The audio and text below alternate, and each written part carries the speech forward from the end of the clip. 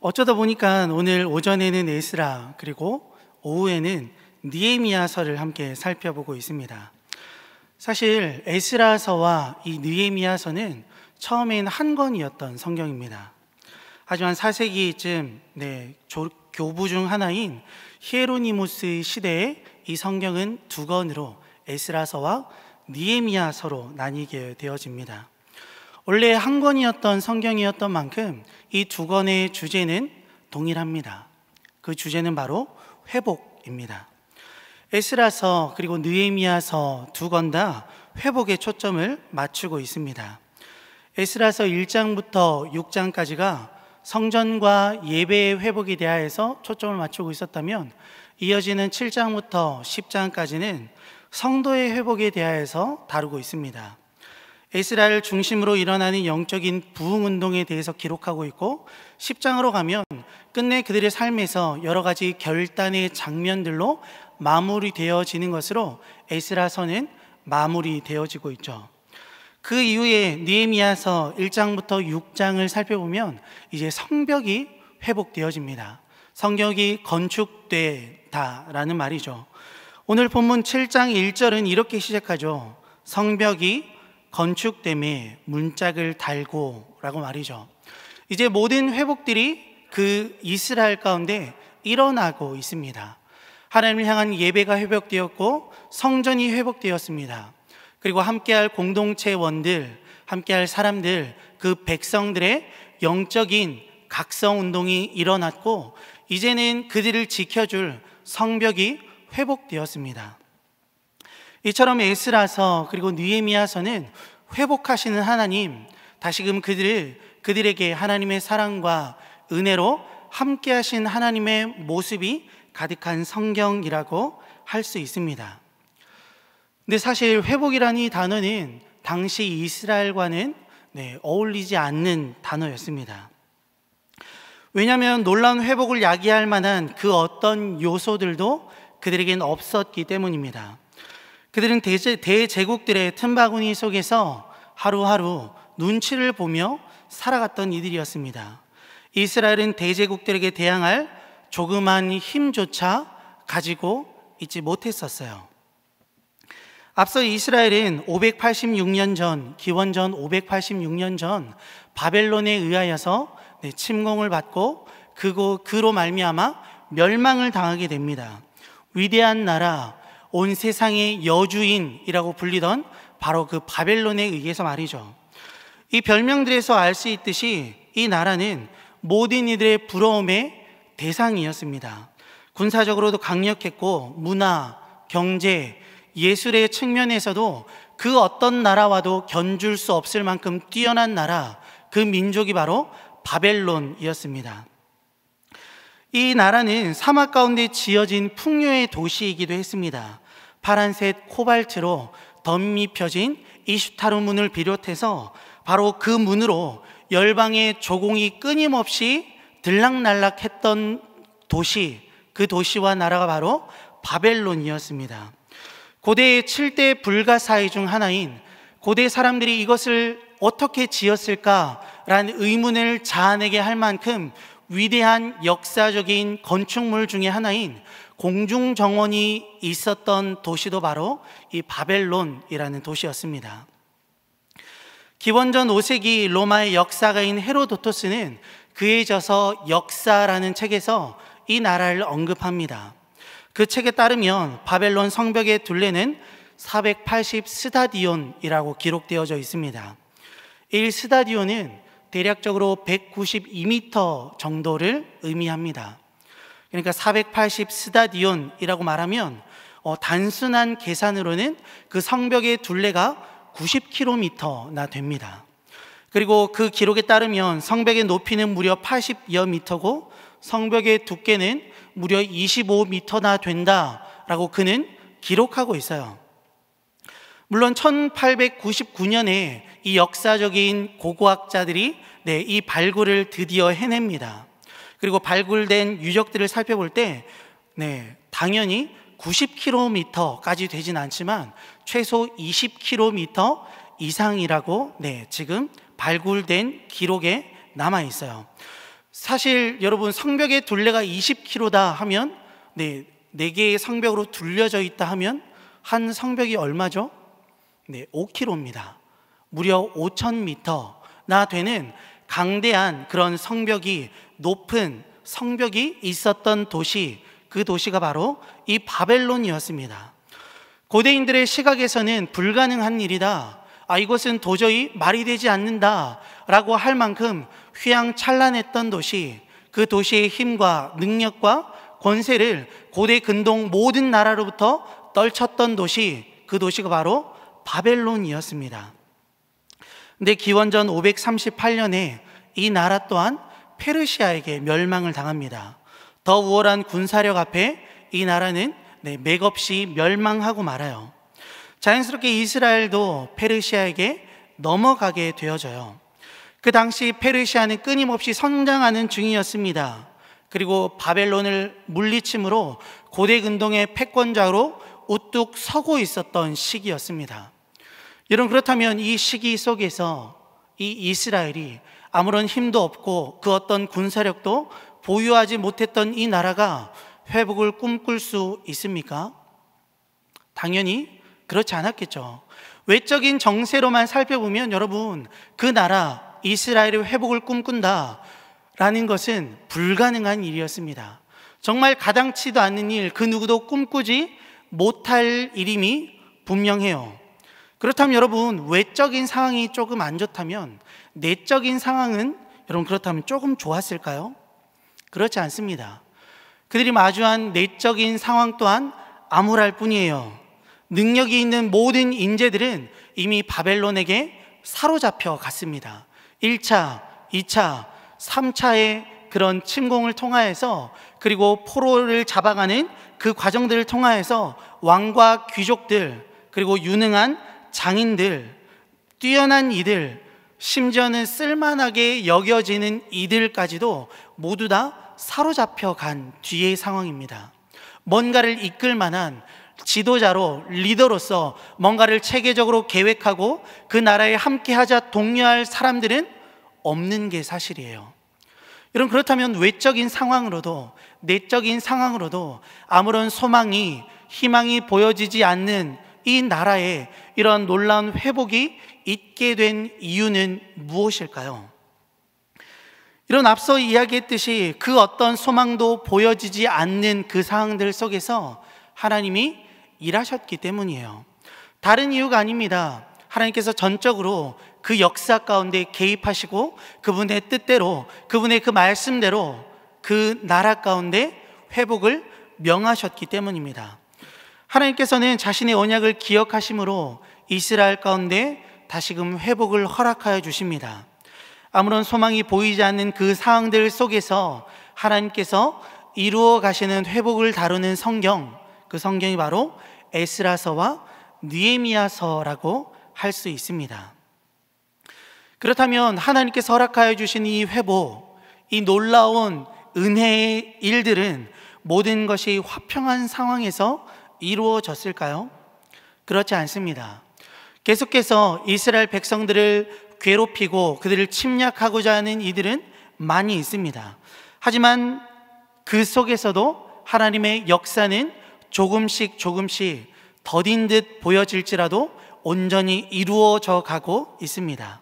다른 이들의 방해와 왕의 명령으로 인하여서 건축이 잠시 중단되어지는 일들도 있었지만, 그럼에도 불구하고 하나님의 회복, 하나님께서 그 나라 가운데 말씀하시고 약속하셨던 일들은 차근차근 이루어져 가고 있습니다.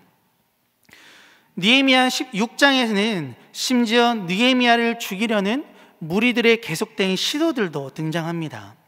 이런 상황들 속에서 분명 이스라엘의 회복은 어두워 보이고 일어나지 않을 것처럼 보이지만 하나님은 그 속에서 역사하고 계세요. 이런 이 모습은 우리가 원하는 회복의 모습과는 조금 다른 듯합니다. 우리가 원하는 회복의 모습은 어떻죠? 평안한 상황들 속에서 아무런 문제와 걱정이, 우환이 없는 상황들 속에서 이루어지는 급진적인 회복입니다. 하지만 오늘 본문, 그리고 더 나아가서 에스라, 느헤미야서에서 보여지는 하나님의 회복은 더딘 듯 보여져요.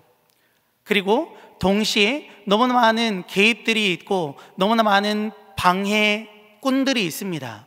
하지만 그 속에서도 하나님의 역사는 온전히 이루어져 감을 우리는 이 성경들을 통하여 밝히 살펴볼 수 있습니다. 7장으로 넘어오면서 드디어 성벽이 완성되어졌습니다. 성전도, 성도들도, 성벽도 온전히 회복된 본문 상황입니다. 방해자들이 멈추려 했던 그 모든 일들이 끝내 그들 가운데 이루어져요. 많은 이들이 소원했고 또한 이루기를 원했고 노력했던 일들이 그들 가운데 드디어 이루어졌습니다. 여러분, 그렇다면 이후의 내용들은 어떤 내용들일까요? 이런 모든 것이 그들이 꿈꿨던 그것들이 회복되어진 이후의 삶, 이후의 그들의 반응, 이런 그 반응은 어떤 것들일까요? 우리는 흔히 엄청난 일, 우리에게 있어서 어떤 지표가 될 일들을 하고 난 뒤에 간절해지는 것들이 있습니다. 그것은 어떤 거죠? 바로 쉼이죠. 쉼, 휴식. 뭔가 기념비적인 일을 한 뒤에 뭔가 굉장한 일, 뭔가 나의 하루를 보람있게 보낸 뒤 우리에게 간절해지는 것은 다름이 아니라 휴식입니다. 그렇다면 오늘 본문 속에서도 이 느헤미야가 이 모든 것들을 이룬 뒤 보이는 반응은 휴식일까요? 그렇지 않습니다. 이후에 일어나는 느헤미야의 반응은 하나님께서 허락하신 그 회복을 이어가기 위한 또 다른 노력들입니다. 그 노력의 일환으로 그는 오늘 본문 속 사람들을 세워가고 있습니다. 여러분, 그렇다면 그는 왜 그렇게 반응했을까요?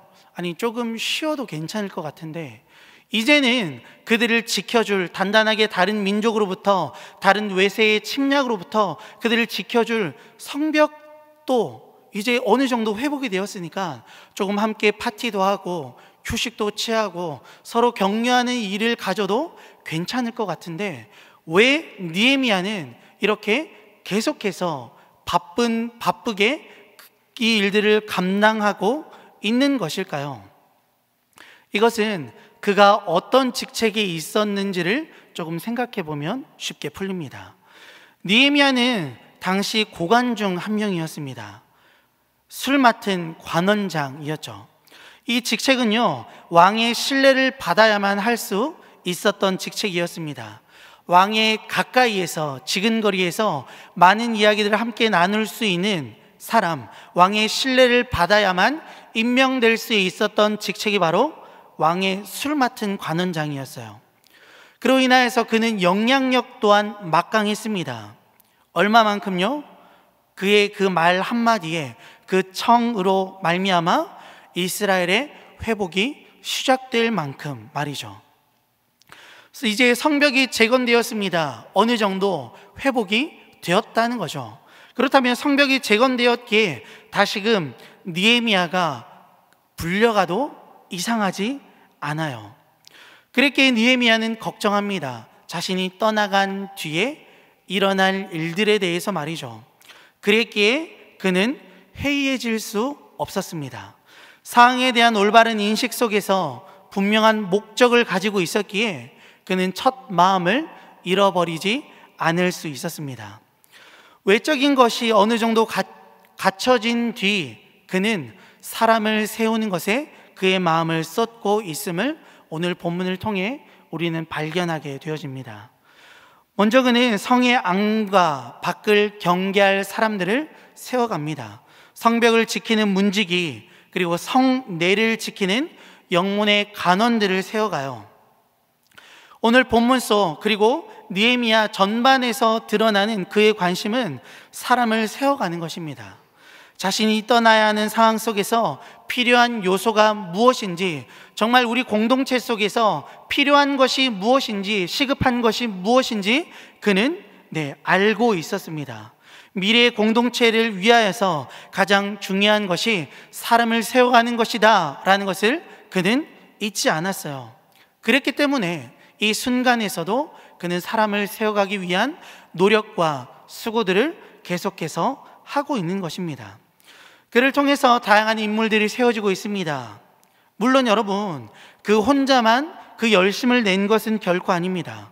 주위 사람과 함께, 세워진 사람과 함께 그는 이스라엘을 다시금 새롭게 재건하기 위하여서 더욱 힘있게 하기 위한 수고와 노력들을 이어가고 있어요. 여러분, 주위 사람들은 어떤 마음이었을까요? 쉬고 싶었겠죠. 느헤미야의 그 권면에 함께 동참하지 않고 싶어한 사람도 분명 있었을 것입니다. 이 정도 했으면 느헤미야, 우리 조금 그래도 쉬어갈 필요가 있지 않겠어요? 조금 템포를 느슨하게 하고 뭔가 휴식을 갖는 것도 우리에게 필요해 보입니다 라고 말하는 사람도 있었을 거예요. 하지만 그는 지금 우리에게 닥친 이 상황들 속에서 시급한 것이 무엇인지를 놓치지 않았습니다. 느헤미야가 생각하기에 지금 우리에게 있어야 할 것은 쉼이 아니라, 휴식이 아니라 사람을 세워가는 것이었기 때문이죠. 그렇게 세워지는 리더들은 특징이 있습니다. 그 특징은 2절이 말하고 있죠. 그 리더들의 특징은 바로 충성스러운 자였습니다. 그리고 또한 하나님을 경외함이 무리종의 뛰어난 자들이었어요. 하나님 앞에 충성스러운 자, 그리고 하나님을 경외함으로 반응하는 자, 그들이 바로 새롭게 세워지는 리더들의 특징이었습니다. 우리가 기대하는 리더들의 특징과는 조금 다른 듯합니다. 우리가 기대하는 리더들은 어떤 사람들이죠? 능력이 출중한 사람, 물질, 그리고 배경이 괜찮은 사람, 그래서 나에게 어떤 유익을 쉽게 줄 수 있는 사람, 우린 이런 사람들이 리더로 세워지기를 원할 때가 있습니다. 하지만 오늘 본문 속 성경이 제시하는 리더는 우리의 기대와는, 우리의 생각과는 조금 다르다고 할 수 있습니다. 그 리더들의 특징은 충성스러운 자들입니다. 그리고 더 나아가 하나님을 경외함을 그 어떤 순간에도 놓지 않는 자들이에요. 마음이 해이해질 수 있는 그 순간 속에서도 하나님을 경외함을, 그들의 시선과 그들의 마음을 하나님께 온전히 두는 자, 그들이 바로 새롭게 세워지는 리더들의 요건들이었다라는 겁니다. 이런 우리가 리더가 되었을 때 참 이런 마음들이 쉽게 흐트러지는 것 같아요. 왜냐하면 우리가 리더가 되었을 때 우리는 흔히 하나님을 주목하는 것보다, 하나님을 바라보고 그분께서 이루어 가실 일들을 소망함보다 훨씬 더 일 자체에 매몰될 때가 너무나 많기 때문입니다. 다른 이들을 하나님의 형상으로 대우하고 그들을 섬기는 것이 빠져 있을 때가 많아요. 일에 너무 집중하다 보니까, 일 자체에 매몰되어져 있다 보니까 하나님께서 소중하게 여기시는 그 영혼에 대한 관심과 그 영혼에 대한 사랑의 마음들을 우리는 놓칠 때가 굉장히 많습니다. 그리고 더 나아가서 하나님께서 우리를 한몸된 공동체, 하나님의 은혜를 함께 누리는 하나된 공동체로 세우셨다라는 이 사실을 또한 잊어버릴 때가 굉장히 많아요. 그래서 결론적으로는 어떻죠? 필요 이상 갈등하고 사람들과 대립하고 서로의 마음을 상하게 할 때가 우리는 너무나 많습니다. 우리를 돌이켜보기보단 그들의 잘못만을 지적하고 또한 비난할 때가 많습니다. 그래서 자연스럽게 갈등을 겪게 되고 미움을 쌓아가게 될 때가 너무나 많아요. 하지만 여러분, 하나님께서 원하시는 모습은 이런 모습이 아닙니다. 하나님께서 우리를 세워주신 목적은, 하나님께서 리더를 세워주시고 또한 각 분야에서 우리가 섬기게 하신 그 목적은 이런 것이 아닙니다. 다른 이들의 부족함을 채워주고 연약함을 채워주고 그런 모습들이 발견되었을 때 그것을 지적하고 그것을 비난하고 그들을 깨우치기 위하여서 우리의 지식과 지혜로 노력하는 것보다 그들을 위하여서 하나님께 기도해야 합니다. 하나님께서 그들 가운데 이루실 놀라운 일들, 그들을 변화시켜 가실 것들을 기대해야 해요. 그래서 우리는 그 어떤 것보다, 일에 매몰되는 것보다 하나님과의 그 교제의 끈을 놓치지 아니하게 해야 합니다. 하지만 우리는 앞서 말씀드렸듯 일 자체에 매몰되어질 때가 많습니다. 그렇게 매몰되어지다 보면 우리는 어느샌가 하나님에 대한 기대조차 잊고 살아갑니다. 그 일들을 맡겨주시고 그 일들을 통하여 역사하실 분은 하나님이신데, 그분께서 사람들을 변화시키시며 그들의 마음과 그들의 모든 태도와 삶의 모든 것들을 변화시켜 가실 것인데, 우리는 어느샌가 하나님을 기대하기보다 나의 방법대로 나의 열심으로 그것들을 채우려고 할 때가 많습니다. 저는 여러분 아무런 노력을 하지 마십시오라는 것을 말하는 것이 아닙니다.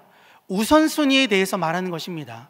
우리는 하나님께서 세워주신 이 모든 사역들을 위하여서 수고해야 합니다. 열심히 노력해야 해요. 우리의 시간을 투자하고 우리의 열정과 우리의 헌신과 재능들을 쏟아야 합니다. 하지만 그에 앞서서 우리는 하나님의 은혜를 간구하는 자여야 합니다. 하나님께서 나의 수고와 헌신과 열심을 통하여서 이루실 놀라운 일들을 기대하는 자여야 해요. 하지만 여러분, 우리는 어느샌가 일에만 몰두할 때가 많아요. 일에 매몰되어서 가장 중요한 것, 하나님 앞에 충성되며 또한 하나님 앞에 하나님을 경외하며 그분을 예배하고 그분과의 그 교제에 우선순위를 두는 것이 가장 중요한데, 그것을 잃어버릴 때가 너무나 많다는 거예요. 우리는 너무나 쉽게 그리고 너무나 자주 이런 오류를 범할 때가 있습니다. 어느샌가 하나님께서 일하실 것들을 기대하지 아니하고 일 자체가 우리에게 목표가 되어져 있을 때가 너무나 많습니다. 우리의 수고와 섬김을 통하여서 역사하실 하나님에 대한 기대가 여전히 우리 가운데 있는지 여러분 다시금 점검하는 우리가 되었으면 좋겠습니다.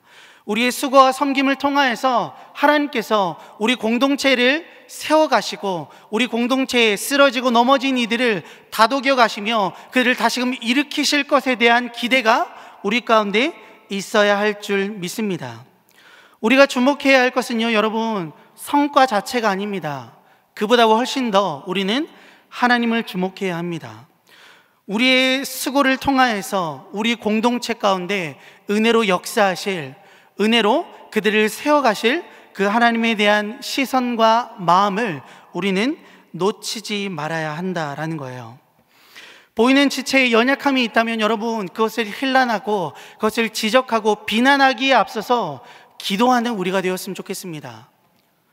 그들을 사랑으로 품고 하나님께서 우리를 한 몸 된 공동체, 정말 그리스도의 피값으로 사신 하나된 공동체로 부르셨다라는 이 사실을 이런 잊지 아니하는 우리가 되었으면 좋겠습니다. 물론 그들의 그 연약함들, 그 이해되어지지 않는 부분들을 바라보며 우리의 마음이 상할 때가 있습니다. 하지만 여러분, 그럼에도 불구하고 우리는 그들을 품고 사랑하고 기도해야 할 줄 믿습니다. 왜 여러분 우리가 그렇게 행해야 합니까? 그런 마음들이 우리에게 너무나 자연스럽게 생기기 때문입니까? 그들의 미운 모습에도 불구하고 그들을 향한 사랑이 넘쳐나기 때문입니까? 우리의 마음 가운데 그런 마음들이 너무나 자연스럽기 때문입니까? 아니요, 그렇지 않습니다. 여러분, 그런 모습들을 보면 우리에게 울분이 치솟습니다. 왜 그렇지? 아니, 왜 저렇게 반응하는 거야? 라는 마음들이 우리에게 불현듯 욱하고 나올 때가 있어요. 분명 우리는 그들의 연약한 모습, 이해되어지지 않는 모습을 바라보면서도 사랑하기에는 너무나 부족한 존재들입니다. 하지만 여러분, 우리가 그럼에도 불구하고 그렇게 행해야 하는 이유가 있습니다. 그 이유는 하나님께서 그것을 원하시기 때문입니다. 우리가 먼저 하나님의 사랑을 아는 자로서 하나님의 그 원하심 앞에 반응해야 되는 존재이기 때문이에요. 성경은 크게 세 가지에 대해서 말합니다. 하나님은 어떤 분이신가? 그 하나님께서 나에게 베푸신 일들은 무엇인가? 그리고 세 번째는 그렇다면 그 은혜와 사랑을 허락하신 그 하나님께서 오늘을 살아가고 있는 나에게 원하시는 반응들은 무엇인가? 라는 거예요. 하나님께서 분명 말씀하십니다. 우리를 하나된 공동체로 부르셨다라고 말이죠. 우리를 그분의 핏값으로 사신 공동체로 부르셨다, 우리의 하나됨을 원하신다 라고 하나님은 말씀하세요. 그 말씀을 받아 누리는 자이기 때문에 그 말씀대로 살아가기를 결단하며 그 사랑을 입은 자로 그렇게 살아감이 마땅하기 때문에 그들을 향한 사랑의 마음과 그들을 향한 이해의 마음들이 우리에게 당연하게 샘솟지 않음에도 불구하고 그들을 이해하기 위하여서, 사랑하기 위하여서 우리는 수고하고 노력해야 합니다. 이것이 여러분 하나님의 사랑을 먼저 안 자의 합당한 반응이에요. 그렇기에 여러분 우리는 그렇게 반응해야 합니다. 우리 앞에 놓인 일들은요, 하나님의 은혜와 일하심을 경험하기 위한 통로가 되어야 해요. 함께한 이들 뿐만 아니라 그것을 통하여서 섬기는 우리 또한 그 일들을 통하여서 하나님의 살아계심과 은혜로우심을 경험해야 합니다. 그렇게 할 때 우리는 지치지 아니하는 힘과 수고를 할 수 있게 되어지는 거예요. 그 일들을 통하여서 하나님의 일하심을 우리는 먼저 경험해야 해요. 여러분 혹시 목자의 일들을 감당하고 계십니까? 우리의 섬김을 통하여서 하나님의 은혜가 우리 목장 가운데 넘쳐나기를 원합니다. 하나님의 사랑이 여러분의 섬김을 통하여 여러분과 함께한 모든 이들 가운데 넘쳐나기를 원해요. 이를 통하여 역사하실 하나님을 기대하는 마음들이 우리에게 회복되어지기를 원합니다. 성과가 아니라 그 뒤편에서 그 모든 수고와 헌신들을 통하여서 결국에 느린 듯 보여지고 더딘 듯 보여지지만 온전한 회복을 허락하실 그 하나님을 기대하는 이 마음들을 우리가 놓치지 말았으면 좋겠습니다. 혹여 여러분 교사로서 헌신하고 계십니까? 아이들의 변화되지 않는 그 삶을 보면서 좌절하고 계시진 않습니까? 그렇다면 여러분 하나님 앞에 우리의 시선을 들이시기를 원합니다. 우리가 보기에는 더디고 우리가 보기에는 변화되어지지 않는다고 여겨지는 그들을 변화시켜 가실 분이 하나님이시기 때문에 그 하나님을 주목하고 그 하나님 앞에 소망을 두며 반응하는 우리가 되기를 원합니다. 그 외에 다양한 섬김들이 우리 교회 가운데 있습니다. 식당으로, 그리고 세가족으로, 안내로, 주차로, 그리고 오늘 새롭게 출범된 케어로, 영유아 케어로 수고하는 다양한 사람들이 있습니다. 여러분 우리의 그 수고와 섬김을 통하여 하나님께서 이 교회를 더욱 든든히 세워가실 줄 믿습니다. 그 수고와 섬김을 통하여서 쓰러졌던 이들이 다시금 일어날 줄 믿습니다. 하나님의 은혜로부터 멀어졌던 자들이 다시금 하나님의 은혜를 경험하고 그 은혜 가운데 반응하게 될 줄 믿습니다. 그 은혜들이 우리의 수고와 헌신과 섬김을 통하여 드러나게 될 줄 믿습니다. 이런 우리가 수고하는 이유는 다른 것이 아닙니다. 바로 이 사실을 믿기 때문입니다. 나의 수고를 통하여 더딘 듯 보여지지만 행하실 그 여호와 하나님, 끝내 그분의 능하심과 사랑과 충만하심으로 이 교회를 온전하게 세워주실 그 하나님을 신뢰하기 때문에 우리가 수고하고 헌신하는 줄 믿습니다. 이런 마음으로 수고하고 헌신함으로 나아갈 때 우리를 통하여서 깨어진 모든 것들 가운데 온전한 회복이 있게 하실 줄 믿습니다. 넘어진 모든 자들이 하나님의 은혜에 다시금 살아나고 일어나게 될 줄 믿습니다. 이런 것들을 소망하며 하나님 앞에 기도하기로 나아가는 여러분의 삶 가운데 부디 이런 은혜와 사랑이 충만하게 될 줄 믿습니다. 이런 은혜가 가득한 삶 되어지시기를 주님의 이름으로 간절히 축원합니다. 나눠진 말씀을 위해서 기도하겠습니다. 하나님 감사합니다. 우리를 주님의 은혜와 사랑으로 불러주시고 주께서 세우신 이 공동체를 섬기게 하심에 참으로 감사합니다. 하나님 주님께서 피로 세우신 이 공동체를 더욱 사랑하는 마음을 우리 가운데 허락하여 주시기 원합니다. 우리의 수고와 섬김을 통하여서 이 교회가 더욱 든든히 세워질 수 있게 주여 역사하여 주시기 원합니다. 새로운 사역들과 목장 모임이 다시금 시작되어지는 이 시기, 하나님 우리의 마음을 다시금 점검하게 하여 주시고 사람을 세우고 살리는 이 일 가운데 열심으로 동참하고 수고하는 우리 모두 될 수 있게 주여 역사하여 주시기 원합니다. 이 모든 것 가운데 함께 하실 주님을 기대하며 예수님의 이름으로 기도드립니다. 아멘.